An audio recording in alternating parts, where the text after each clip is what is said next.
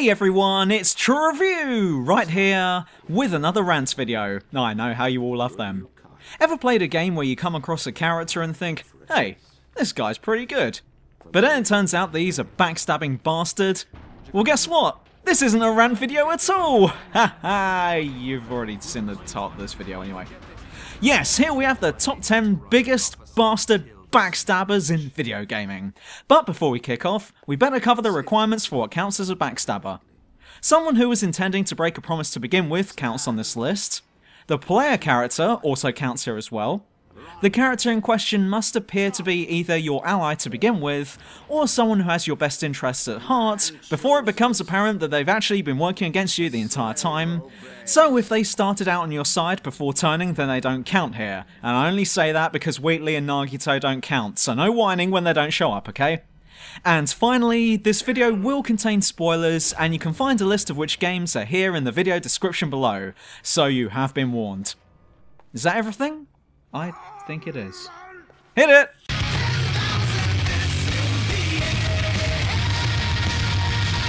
Pavel!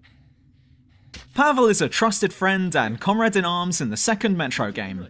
After escaping the hands of the Nazis, both you and Pavel begin to make your arduous journey through the Russian metro system and back to safe grounds. However, it turns out that Pavel is actually a different type of comrade. You see, there's three types of people in this world. Dicks, pussies, wait that's wrong, Nazis, communists, and everyone else. Both the Nazis and the Red Army are fighting each other for control, and so that they can do whatever the hell they like, most likely pushing their political agenda, with everyone else. And yes, Pavel did save your life on more than one occasion, but this is only so that he can get you back to Red-controlled territory so that you can spill the beans about what you know of the Dark Ones. And even after you escape from there, Pavel still tries to kill you later on, presumably because you thought that Stalin's mustache looked funny.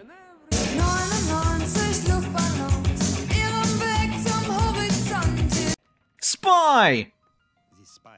Kind of a light-hearted and funny entry, but he's still a backstabber all the same.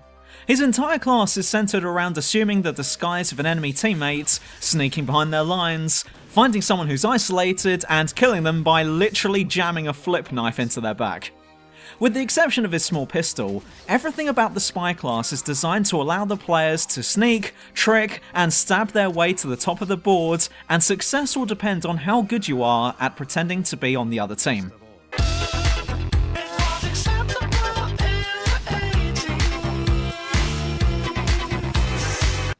Harry Flynn! Okay, we should have seen this one coming. I mean, is there really any honour among thieves? Near the start of the game, Harry Flynn assists Drake in obtaining a lamp which would lead them to treasure elsewhere. What could go wrong, eh? Apart from the fact that someone had tried to steal this item already and was killed during the process, but whatever. So you go to the museum and break in. Well, it turns out that Flynn was expecting a bit more than what they found, and after throwing his toys out of his pram, he activates the alarm, f***s off, and leaves Drake to get captured and thrown in prison as a result. Turns out that this guy's been working under the orders of a Serb war criminal all along, and you were just there as unpaid help. And after seeing that you've been let out of jail, Flynn wants to tie up loose ends and have Drake killed. Yeah, I guess there's no honour among thieves after all.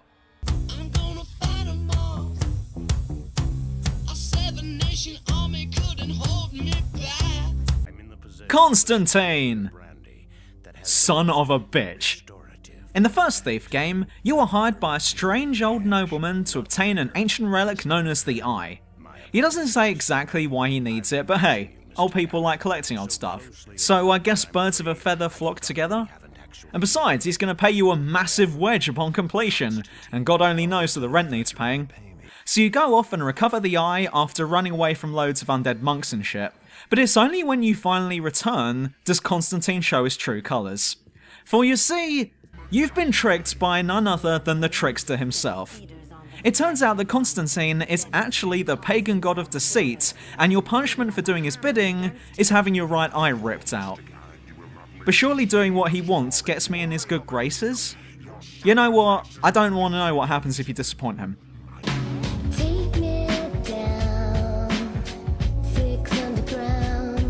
Kiryu Moeka!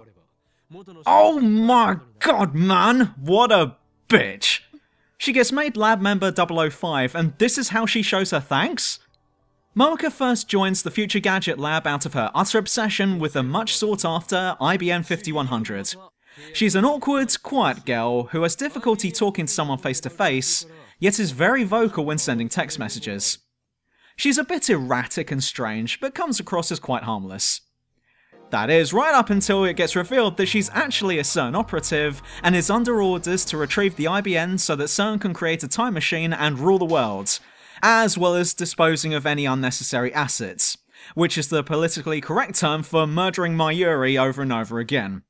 Though she does have quite the sad backstory, it cannot be denied that she first approached Okabe with the intention of using him and has only ever answered to her employer, rather than trusting her friends. Mambo number 5. Master Miller! Hey, it's been a while since we've heard from Master Miller. He has helped Snake out many times in the past, and mostly with his dealings with Metal Gear, which, for those of you who have never played a Metal Gear Solid title before, is basically a portable nuclear weapons launcher on legs. And now at Shadow Moses, Snake has come out of retirement to deal with a terrorist cell. Whoops! Turns out the Master Miller has actually been dead since the start of the game, and now the dude claiming to be Miller is none other than Liquid Snake himself, the head of this terrorist cell. That's right, you've been asking for advice on how to beat Liquid Snake from Liquid Snake. Ooh, this is awkward.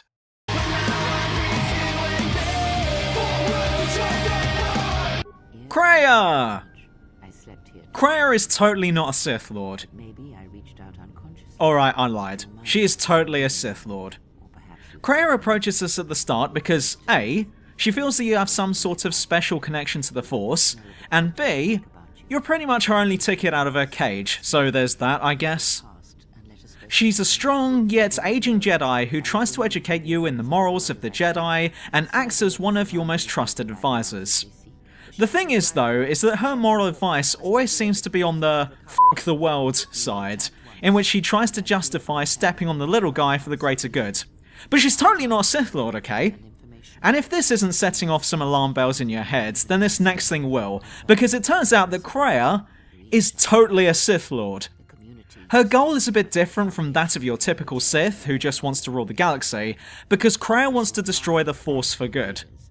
And there is some method to her madness, because if you destroy the Force, then you destroy the Sith. And the Jedi, and possibly all life forms in the galaxy, but I'm probably just being negative, I'm sure it'll be fine.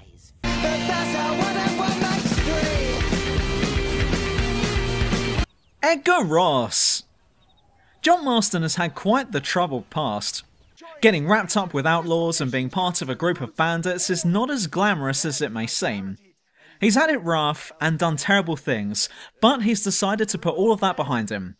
After all, he's fallen in love with a local prostitute and they got married and even had a kid together, so now's the best time to turn his back on his life of crime and settle down to a peaceful life. Think again, genius, because the federal marshal wants you to come out of retirement and wipe out your old gang. Okay, but is it a good salary at least? Well, yeah, if you count not getting thrown in jail for your past deeds as payment. So the deal is, kill your old mates and get let off the hook, right? Think again! Again, genius, because even after you've done all of that, Edgar Ross still shows up at your door and guns you down. You were never going to be forgiven for your past actions in the first place.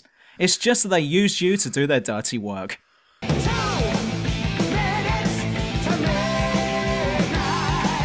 Frank Fontaine! The city of Rapture is one hell of a place, and I mean that in the literal sense. It's basically hell. But it's not all bad, because there's nothing else in this world that comes close to cheering you up quite as much as a cheeky Irish chappie. Almost as soon as you arrive, you are contacted by a man named Atlas, who needs your help in rescuing his wife and child. But after they get blown up, Atlas changes his mind and wants to take revenge against Rapture's founder, Andrew Ryan. But unfortunately for you, like a Black Friday deal on 4K TVs, you've been had. It turns out that Atlas is actually a man called Frank Fontaine, who is Ryan's biggest competitor and threat, and Fontaine has been using you to assist him in killing Ryan and taking over Rapture. And then tries to have you killed as well. I won't say what happens next, but go play BioShock 1 for more information, would you kindly?